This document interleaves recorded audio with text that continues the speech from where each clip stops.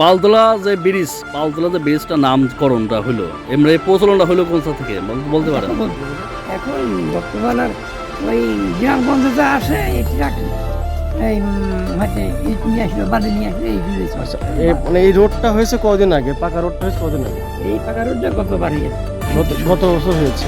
এর আগে তো কাঁচা ছিল রোড, একদম বেহাল দশা ছিল। আচ্ছা এখানে এই রোডটা শুধু মানে দেখা যাচ্ছে চলে আসছে চলতো, তখন হচ্ছে ভ্যান রিক্সা এগুলো আর সাইকেল, মানুষরা পায়ে হেঁটে চলতো।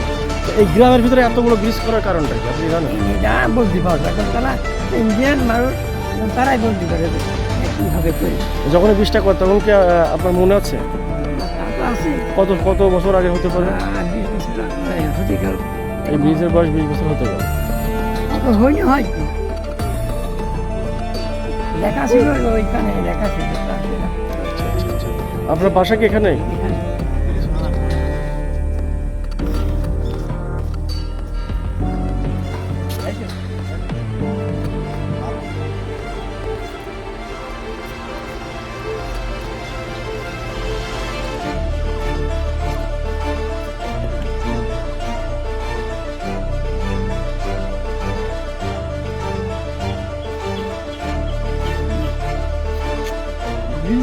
মানে মজবুত করে করাই আর জব্দ মজবুত করা।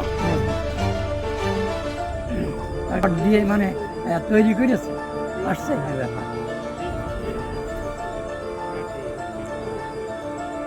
আর তাহলে না না পালতোলা লোক আসেনি পালেরা যে হাঁড়ি কষি বিক্রি করে না, তখন ওরা এক সাইড দিয়ে হয়তো সময়তে দেখা যাচ্ছে তারা আসছে এই নৌকায় করে নৌকায় বিক্রি করে বেড়াচ্ছে কোনো সময়। এটা হচ্ছে মূল ঘাট ছিল তখন।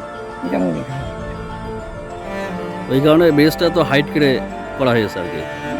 এখন করলো কীভাবে সেটা আমরা বলতে পারবো নাকি পালতোলা নৌকা চলতো এখানে আগে নৌকা কোনো দিন চলেনি